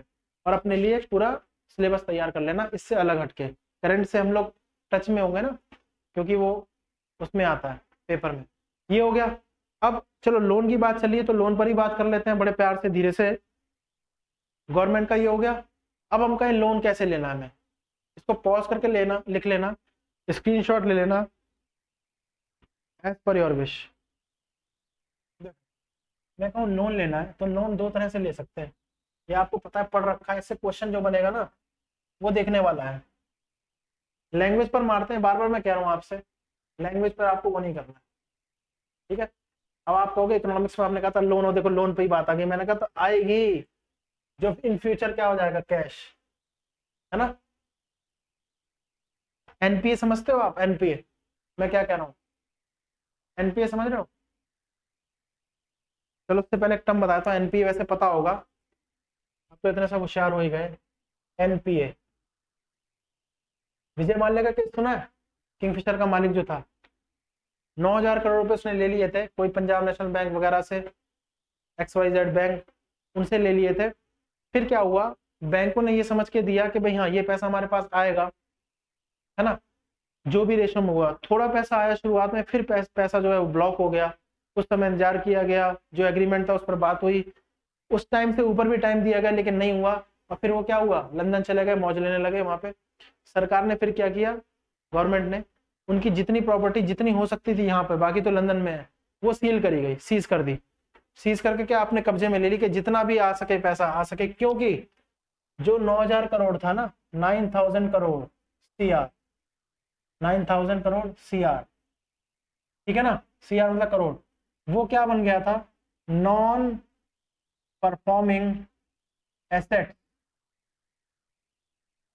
क्या बोला, नॉन परफॉर्मिंग एसेट्स, यानी वो संपत्तियां नहीं रह गया था, फिर संपत्ति नहीं रह गया ना, सरकार ने अपनी संपत्ति कैश अकाउंट में भेज दिया, विजय माल्या के नाम लिख देता हूं मैं, भेज दिया। सरकार ने तो कैश बोला था, मतलब लोन दिया, उसको लोन के रूप में कैश दे दिया, वो सरकार की क्या थी, असेट्स। ये तो खैर कॉमर्स का पार्ट है, लेकिन असेट्स, असेट मतलब संपत्ति तो है सरकार की, लेकिन क्या वो कैश वापस आया, इंटरेस्ट तो आया ही नहीं, बल्कि वो मूल भी नहीं आया, प्रिंसिपल भी नहीं आया उस हिसाब से। तो क्या हो गया ये, इसको बोलते हैं एनपीए, नॉन परफॉर्मिंग असेट्स। अपनी असेट्स उन्होंने सोच के दी थी उसको, बंदे को, कि उसका काम चल जाएगा, देन वो हमें इंटरेस्ट के साथ हमारी एसेट्स दे देगा। एसेट्स तो इंटरेस्ट तो छोड़ो, एसेट्स भी नहीं आई, ठीक है ना। तो ये हो गया। इसलिए क्या किया गया, गवर्नमेंट ने उसकी जितनी प्रॉपर्टी है उसको सीज कर दिया, सील कर दिया, और जितना बैक हो सकता था, बैकअप हो सकता था उससे उतना, बैकअप मतलब पैसा जितना रिटर्न आ सकता था ऑप्शन करके उसको वो किया। ये हो गया। अब हम बात लोन की कर रहे थे, ठीक है, ये भी कॉन्सेप्ट है बीच बीच में। हम लोग बात लोन की कर रहे थे, तो लोन की बात करते करते क्या हुआ, लोन दो तरह से हम लोग ले सकते हैं भैया, है ना। लोन दो तरह से ले सकते हैं। लोन मतलब ऋण होता है, लोन ऋण। एक तो ऑर्गेनाइज सेक्टर,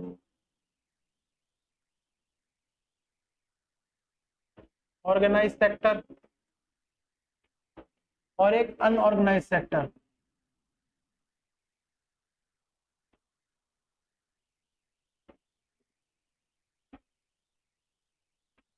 ठीक है ना, ऑर्गेनाइज सेक्टर, अनऑर्गेनाइज सेक्टर। समझ में आ गया।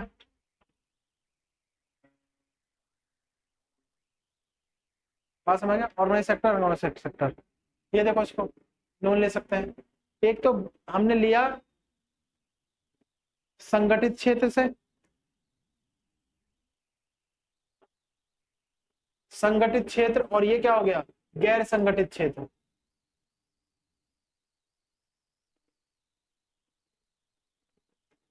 या तो हमें पूरे रूल रेगुलेशन से लोन लेना है, हमें वापस भी करना है, या तो हमें पूरे रूल रेगुलेशन से लेना है लोन और हमें वापस भी करना है। बात में आ गई, हमें वापस भी करना है। या फिर क्या करना है, नहीं रूल रेगुलेशन कुछ नहीं है, सिर्फ मुंह पर मौखिक बातें चल रही हैं, ओरली इतने टाइम दे देना, नहीं तो मैं ये कर दूंगा, नहीं तो मैं वो कर दूंगा, वो बाद में होता है, पहले तो हंसी हंसी दे देते हैं, क्योंकि वो लौटाता नहीं, फिर लड़ाई झगड़े होते हैं, लठ बजते हैं इस तरह से। तो लठ ना बजे, रूल से चले, तो हम जाएंगे ऑर्गेनाइज सेक्टर में। और अगर लड़ाई वड़ाई करनी, जरूरी नहीं लड़ाई हो, ज्यादातर केसों में होती है, तो इसमें आएंगे। तो इसमें क्या होता है, इसमें किसी रिलेटिव से ले लेंगे, रिश्तेदार,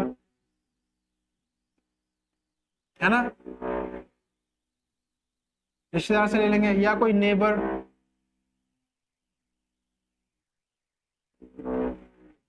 ठीक है, पड़ोसी,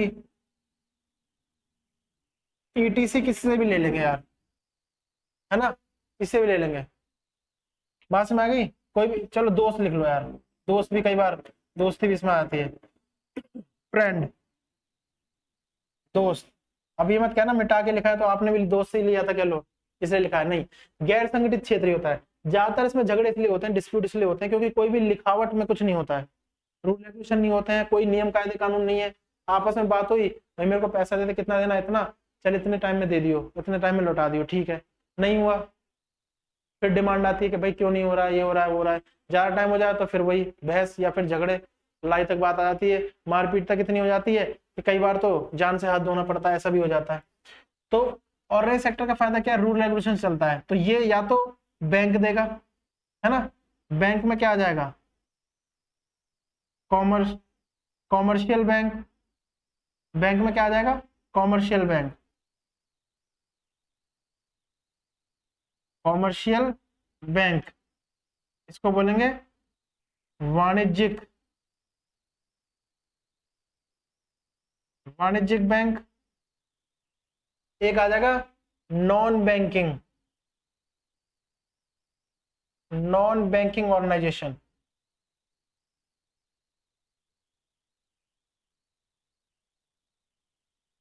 गैर बैंकिंग संस्थाएं, गैर बैंकिंग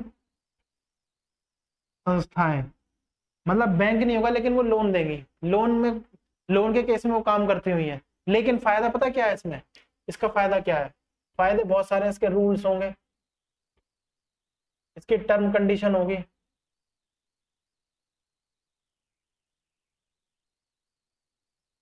ठीक है ना, और क्या होगा, वैल्यूएबल होगा, ये होगा, नियम कायदे कानून होंगे, ठीक है ना। वैल्यूएबल मतलब होगा, इसकी कुछ वैल्यू होगी, वैल्यू इसकी भी ऐसा नहीं पैसे की वैल्यू नहीं है, लेकिन क्या है इसमें इसी का उल्टा होता है, तो क्या होता, तभी लड़ाई झगड़े होंगे। No rules, no term and condition, जिसको टीएनसी बोलते हैं,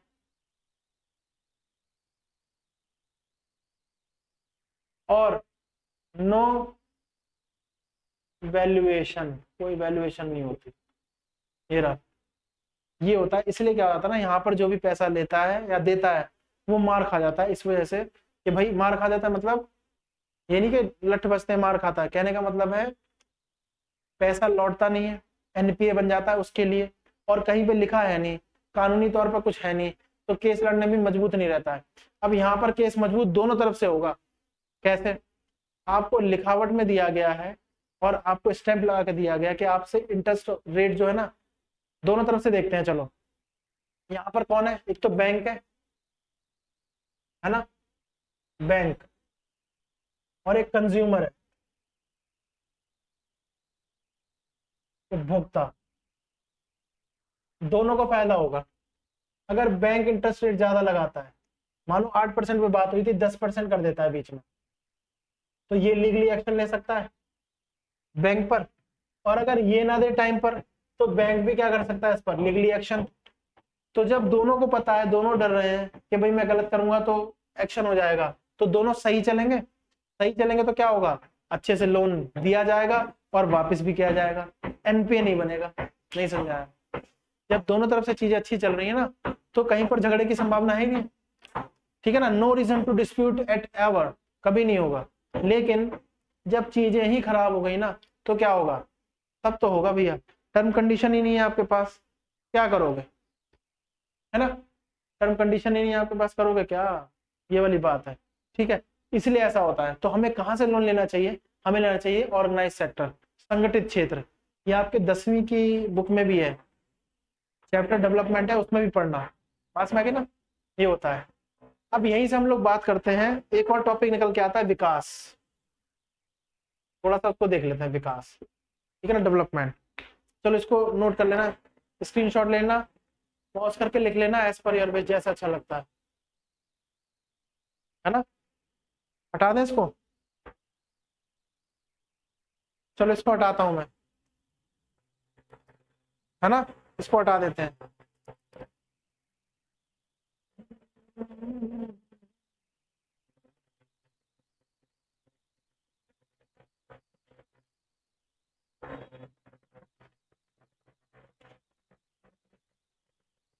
अब क्या होगा कि भाई मैं आपको बताऊं, हम लोग अब बात कर रहे हैं विकास की, डेवलपमेंट। आज का लास्ट टॉपिक है, फिर माइंड अप करके फिर नेक्स्ट क्लास लेंगे हम लोग विकास।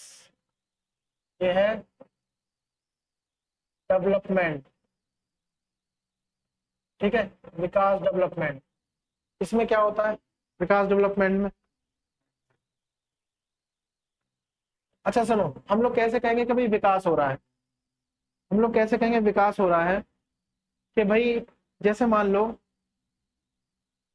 जो हम नेचुरल रूप से बहुत साधारण डेफिनेशन बनती है विकास की, हमारी जो अभी की स्थिति है अगर वो पहले की स्थिति से बेहतर है तो हम कहेंगे हमारा विकास हो। क्या बोलेंगे, जो हमारी अभी की स्थिति है डेवलपमेंट को, जो हमारी अभी प्रेजेंट की स्थिति है अगर वो पहले की स्थिति से बेहतर है, ठीक है, बेटर है, तो हम कहेंगे हम विकास कर रहे हैं। जैसे, और विकास के लक्ष्य सबके लिए अलग अलग हो सकते हैं। गवर्नमेंट का लक्ष्य अलग है, एक इंडिविजुअल पर्सन का अलग है। जैसे मान लो कोई रेंट पे रह रहा है, उसका अपना मकान बन जाता है, विकास किया उसने। कोई अपनी जॉब कर रहा है 50,000 की, उसकी एकदम से 80,000 1 लाख हो जाती है, उसके लिए डेवलपमेंट है, ठीक है ना। तो अलग अलग हो सकते हैं। लेकिन हम लोग इकोनॉमिक्स पढ़ रहे हैं तो पूरे कंट्री लेवल पे पढ़ रहे हैं, है ना, कंट्री, देश के लेवल पर। तो इसमें विकास क्या होगा, देश का विकास कैसे होगा। 3 तो मेन है, पहले मैं एक हटा देता हूं। 3 मेन टॉपिक विकास में आते हैं। क्या आएगा, एजुकेशन, जिसको एडुकेशन बोलते हैं, हेल्थ और एम्प्लॉयमेंट।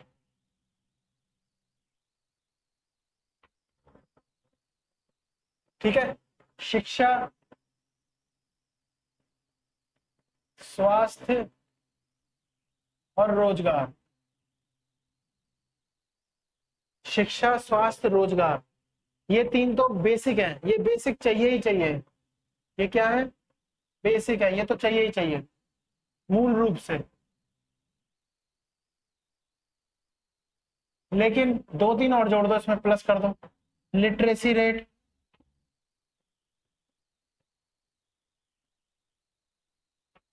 लिटरेसी रेट क्या होता है? साक्षरता दर, ठीक है ना, लिटरेसी रेट। डेथ रेट, मृत्यु दर, ठीक है, मृत्यु दर, लिटरेसी रेट, ये सब हो गया। और पर पर्सन इनकम,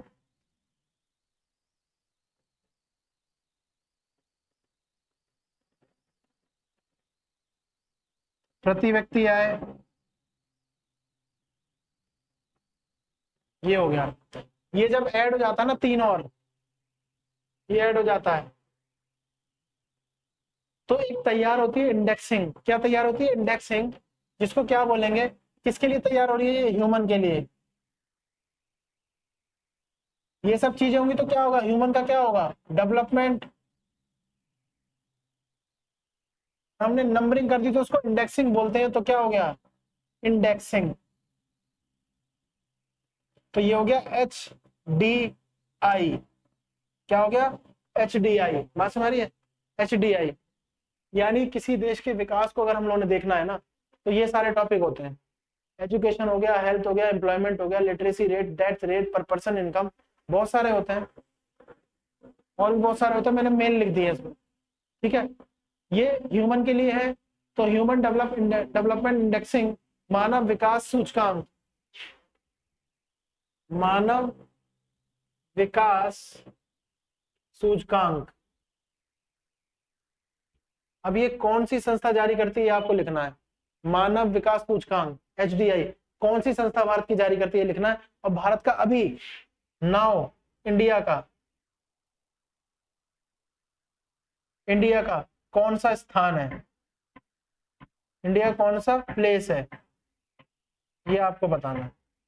मैं बता दूंगा नेक्स्ट क्लास में कौन सा स्थान है भारत का। और देखना कौन कौन से देश भारत से पड़ोसी देश आगे हैं, जो भारत के पड़ोसी देश है। बात समझ रही है? ये हो गया। क्या ये ऐसा नहीं है, लेकिन विकास के अलग अलग लक्ष्य हो सकते हैं। एक बिजनेसमैन के लिए विकास कुछ और है, और एक नॉर्मल पर्सन के लिए कुछ और है ना। मैं कह रहा हूं इसको देखो पहले, HDI human development indexing, human development indexing, ठीक है। देखो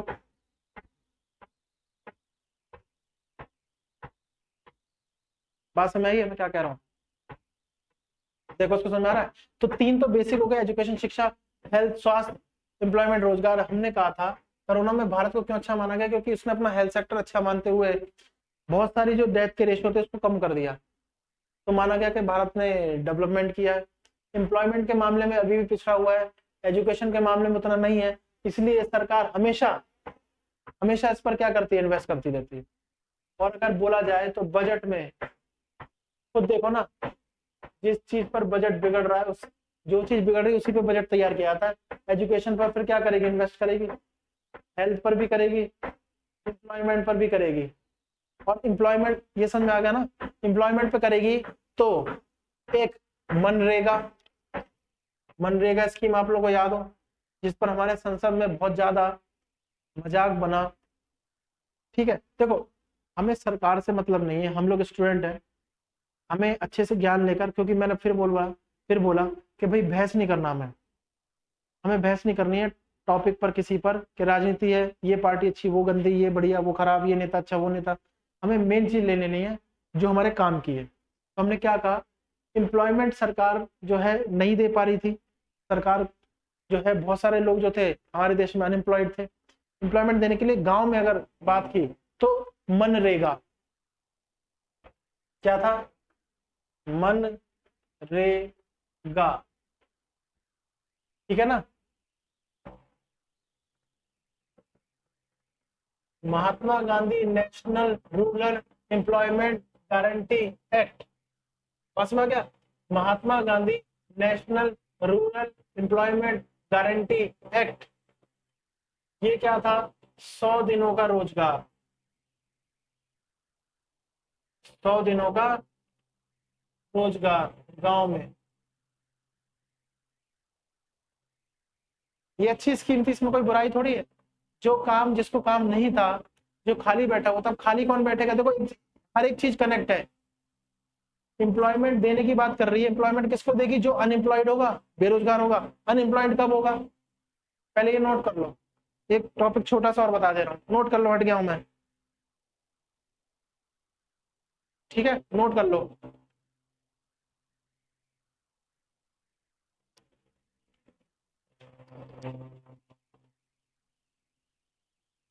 चलो इसको हटाते हैं, इस पर जरूर पढ़ना। एचडीआई भारत का कौन सा स्थान है, ठीक है, और कौन कौन से इसके अंदर आंकड़े आते हैं, जैसे एजुकेशन के, हेल्थ के, ये सब आते हैं, और कौन कौन से आते हैं। इसको हटा रहे हैं हम क्या बात कर रहे हैं? हम लोग बात कर रहे थे आपकी कि भाई, हम लोग बात कर रहे हैं आपकी, एम्प्लॉयमेंट दिया सरकार ने, एम्प्लॉयमेंट के लिए बजट तैयार किया। एम्प्लॉयमेंट देगी किसको? जो अनएम्प्लॉयड होगा। अनएम्प्लॉय कौन है? गांव की बात हो रही है, तो कौन अनएम्प्लॉय है?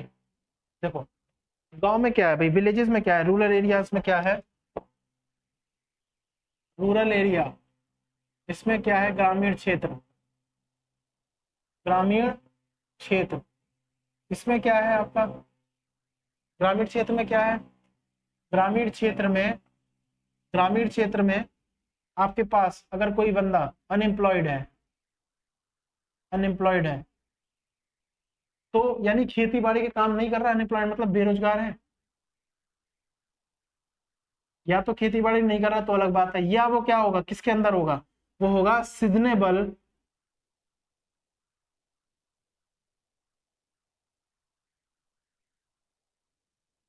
सीजनेबल अनएम्प्लॉयमेंट, इसका शिकार हो सकता है। मौसमी बेरोजगारी का, है ना? मैंने कहा था ना, एक दूसरे कनेक्ट है। यानी उसने वीट उगाया, वीट पूरे साल तो होता नहीं है, गेहूं, गेहूं उगाता है वो, एक आध और मान लो फसल कोई उगाता है, गेहूं उगाता है, और फिर जिस टाइम पीरियड में उगाता है तब तक तो ठीक है, वो एम्प्लॉयड है। उसके बाद क्या हो गया? अनएम्प्लॉयड।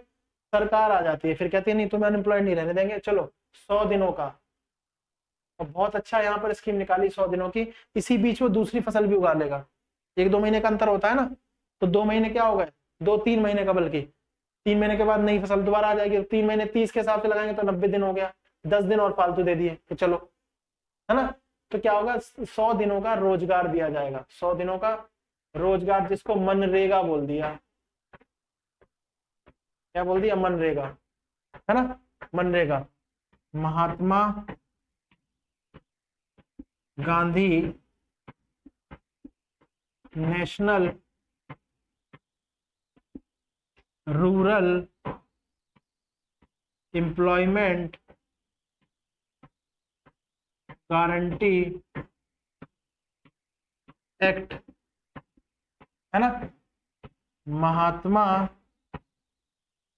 गांधी, ठीक है, राष्ट्रीय ग्रामीण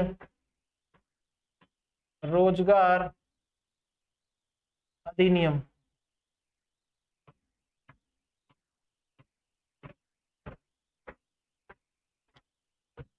बात समझ गई? ये है, इसको देखो, इसको नोट कर लो स्क्रीनशॉट लेके, या फिर लिख लो।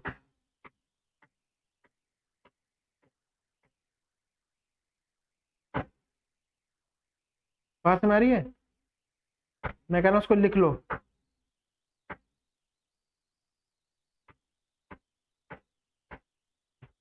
तो देखो ये हो गया, नोट कर लिया। इस तरह से सरकार का, देखो एक चीज, टॉपिक कनेक्टेड नहीं लग रहे। अनएम्प्लॉयमेंट आया तो एम्प्लॉयमेंट सरकार ने दी, नहीं हो पा रही। जब वो असहाय महसूस कर रहा था, तो सरकार आई सामने, उसने कहा नहीं नहीं, सीजनेबल अनएम्प्लॉयमेंट तो आपके साथ रहेगा ही। आप गेहूं उगाते हो तो उस टाइम पीरियड में उगाओगे, 3 महीने जो आप खाली रहे उसका क्या? अगर आप दूसरी फसल किसी और जगह भी वो काम करेगा तो क्या करेगा? वहां पर भी वो क्या होगा? एक तरह से टेम्पररी लेबर टाइप का होगा। इसलिए सरकार ने क्या कर दिया, 90 दिन। अब उसमें चाहे वो कुछ भी करे, सड़क निर्माण का काम में लगे, काम तो कर रहा है, पैसे तो मिल रहे हैं, खाली तो नहीं है ना। ये है बहुत अच्छा। ये एक्ट जो पास हुआ था ये 2005 में पास हुआ, एक्ट पास हुआ था, एक्ट 2006 में ये लागू हो गया था, एग्जीक्यूट हो गया, ठीक है ना, एग्जीक्यूट लागू, और 2005 में क्या हुआ है, पास हुआ था। बात समझ गई? इसको देखो क्या कह रहा हूं मैं, है ना। तो इकोनॉमिक्स में ये सारी चीजें देखो इंटरकनेक्शन में है कि भाई अगर कोई व्यक्ति गांव में, शहरों की भी बात कर लें, कोई रोजगार नहीं है उसके पास, बेरोजगार है, तो सरकार सीधे सीधे आती है और क्या कहती है, एक स्कीम ले आती है। अब जैसे अन्नपूर्णा योजना, प्रधानमंत्री ग्रामीण सड़क योजना गांव के लिए, ये सब स्कीमें बहुत जरूरी हैं, पेपर में आती हैं। प्रधानमंत्री ग्रामीण सड़क योजना, है ना, अन्नपूर्णा योजना,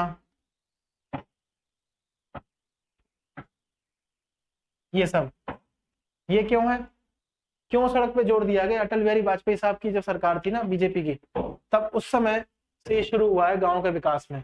क्योंकि एक आइडियोलॉजी होती है जो गांधी जी की आइडियोलॉजी होती है, हम, मैं किसी को ये नहीं कह रहा हूँ कि किस और सबकी खराब है, इनकी अच्छी है, इनकी खराब थी और सबकी ने सही किया। हमेशा हम लोग पैसिव होके पढ़ेंगे, एक्टिव नहीं। और एकदम से गुस्सा आ जाता था, और किसने कैसे कह दिया मेरे नेता को, मुझे अच्छा लगता है ये ऐसे, बहस करने लगा। अच्छी चीज अच्छी है, जो खराब है वो खराब, सीधी सी बात है ना। हमें ये करना है। मैं इस पर बात कर रहा हूँ, प्रधानमंत्री ग्रामीण सड़क योजना जो है PMGSY, ये क्यों करा गया? क्योंकि जो खेत वगैरह है ना, गांव को जोड़ने के लिए सड़क है। अगर सड़क बनेगी नहीं, कच्चा रास्ता रखे ऐसे ही रहेगा, कच्चा रास्ता बना नहीं होगा, तो उस तरफ कोई देखेगा नहीं, जाना पसंद नहीं करेगा, वहां पहुंचने में ही सालों लग जाएंगे, तो विकास से पिछड़ गया वो। हम लोग बात किसकी कर रहे थे अभी? विकास की। किसकी बात कर रहे थे? विकास की, डेवलपमेंट। तो गांव के लिए तो सबसे बड़ा विकास है ये, सड़क से जोड़ दिया। सड़क से जोड़ दिया तो लोग आएंगे जाएंगे, आएंगे जाएंगे तो दो चार चीजें बाहर से भी आएंगी और दो चार चीजें बाहर जाएंगी, आदान प्रदान होगा, ट्रांजैक्शन होगी, तो इकोनॉमिक्स का भी जन्म हो गया वहां पर। और ऐसा हो गया तो क्या हो गया, इकोनॉमिक एक्टिविटी शुरू हो जाएगी।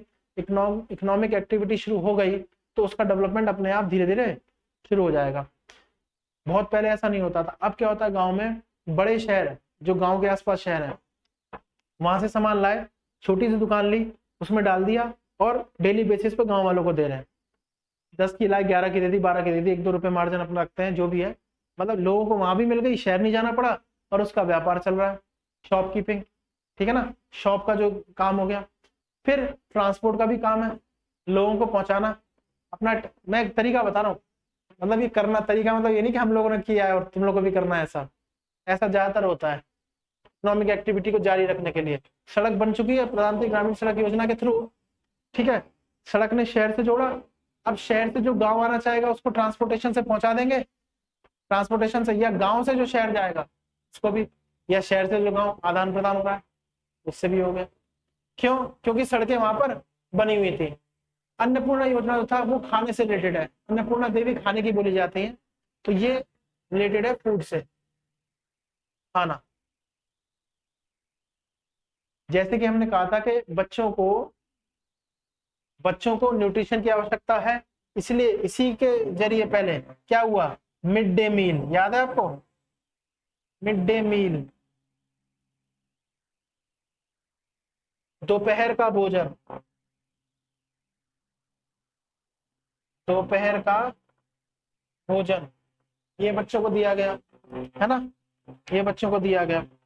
इस तरह से है, मैं आपको बताऊं, देखो उसको सारी चीज समझ में आ रही होंगी। और जो बीट है, बीट की कोई खेती करता हो, किसी की भी खेती करता हो, अगर वो कुछ समय करने के बाद बेरोजगार हो जाता है तो सरकार जिम्मे में आ जाती है और एक नई स्कीम ले आती है समस्या को देखते हुए। इस समस्या को किसने पूरा किया था? 100 दिन की रोजगार वाली पॉलिसी जो थी मनरेगा। क्या थी? मनरेगा। 2005 में एक्ट बना और 2006 में क्या हो गया? लागू, है ना। अब इसको बार बार रिपीट नहीं करेंगे, इसको आप देखो, और जो जो जरूरत होगी सरकार अपनी पॉलिसी बार बार बनाती ही रहेगी। बात समझ गई? जो जो जरूरत होगी सरकार अपनी पॉलिसी पर बनाती रहेगी। ये आपके सामने रखा है। आज हमने किस पर बात की थी? आज हमने, मैं यहाँ लिख देता हूँ जो जो बात की है, RBI पॉलिसी पे बात की है हमने। आरबीआई पॉलिसीज, इसमें मॉनेटरी वगैरह आ जाती है ना, मॉनेटरी आ जाती है। एम्प्लॉयमेंट, अनएम्प्लॉयमेंट पे बात की, फिर स्कीम भी देख लें, स्कीम गवर्नमेंट की जो है ना, फिर डेवलपमेंट थोड़ा सा देखा। बात सुनाइए, ये हमने चर्चा करी है आज, ये हमें पता होना चाहिए। इसको पॉज करके लिख लेना, स्क्रीनशॉट ले लेना, इस पर बहुत सारी स्कीम मैं बताऊंगा। समझ में आया ना, ये क्यों जरूरी था, सड़क से क्यों जोड़ना जरूरी था गाँव को, इसलिए वहां तक कोई पहुंचेगा ही नहीं तो विकास कैसे होगा। फिर इकोनॉमिक ट्रांजेक्शन हुई, ऐसे होता है ना। और 9th में एक चैप्टर भी दिया पालमपुर की कहानी, बड़ा अच्छे से समझा रखा है उसको कहानी के तौर पर। इतने विद्यालय, इतने प्राथमिक विद्यालय, बहुत अच्छे से। आरबीआई की पॉलिसी करी, मॉनेटरी पॉलिसी कैसे रेगुलेट करती है, एम्प्लॉयमेंट अनएम्प्लॉयमेंट, ठीक है ना, स्कीम गवर्नमेंट से रिलेटेड, थोड़ी थोड़ी डेवलपमेंट, ये हो गया। और भी स्कीम जो है वो हम जोड़ते रहेंगे, नई कोई स्कीम होगी बजट पर भी जब चर्चा करेंगे ना तो हम इसको देख लेंगे। तो आज हमने इतना किया है, ज्यादा बल्कि क्लास को नहीं रखेंगे, बहुत बड़ा नहीं रखेंगे।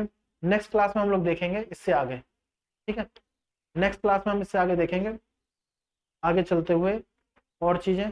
इन्फ्लेशन हमने कर ही लिया था, ये हो गया। गवर्नमेंट की स्कीम और देख लेंगे आगे चलते, ठीक है ना। और फिर तो हमारा चल ही रहा है, चलता रहेगा सिलेबस के हिसाब से। आप लोग प्रैक्टिस करते रहिए, जो भी पेपर में क्वेश्चंस आए हैं प्रीवियस ईयर उसको रिलेट करते रहो, बार बार मैं कहता रहता हूँ। और देखो क्या हमसे हो रहे हैं वो, अभी तक जो टॉपिक किया उसको समझ के ही कर लो। जो बचे हुए क्वेश्चन है कि क्या लैंग्वेज से हम लोग समझ पा रहे हैं, इस तरह से मेरे ख्याल से हो जाएंगे, इसमें कोई दिक्कत नहीं है। अब सिलेबस का बहुत ज्यादा पार्ट नहीं बचा है, इसको हम लोग खत्म कर लेंगे, टेंशन लेने की कोई आवश्यकता हम लोग को है नहीं, ठीक है। तो मेरी तरफ से आज की क्लास ये है आपके लिए, मिलते हैं इसी जोश के साथ नेक्स्ट क्लास में, ठीक है। बीच में हम भी चला गया था कहीं थोड़ा सा, मतलब कि गांव चला गया था मैं भी, तो ये सब चीजें और ध्यान आई वहाँ पे देख करके, हाँ बहुत विकास हो रहा है गाँव का, ठीक है, डेवलपमेंट हो रहा है, सरकार देख रही है और लोग भी कर रहे हैं अपनी तरफ से, ठीक है। तो बड़ा अच्छा लगता है कि चलो विकास हो रहा है, धीरे हो रहा है लेकिन चलो हो रहा है। तो वहीं से बात आई, लेकिन आते ही डायरेक्ट मैंने क्लास ली है, ये कोई कहने की बात नहीं, ये सिर्फ पढ़ाने का वो है, हो सकता है थोड़ा डाउन लग रहा हूँ। तो नेक्स्ट क्लास में मिलेंगे अगले टॉपिक के साथ, इसी जोश के साथ। ये इसको आप लोग को रिवाइज ये तो करना ही है, पिछली क्लास का भी रिवीजन करना है, इसके साथ साथ क्वेश्चन देखते रहना जो टॉपिक से आ रहे हैं, ठीक है। तो मिलते हैं नेक्स्ट क्लास में, अपना जो भी है काम आप करते रहिए, प्रैक्टिस करते रहिए, ठीक है ना, जोश के साथ, पॉजिटिवनेस के साथ कि हम करेंगे, ठीक है। तो मिलते हैं नेक्स्ट क्लास में, थैंक्स फॉर वॉचिंग, नमस्कार।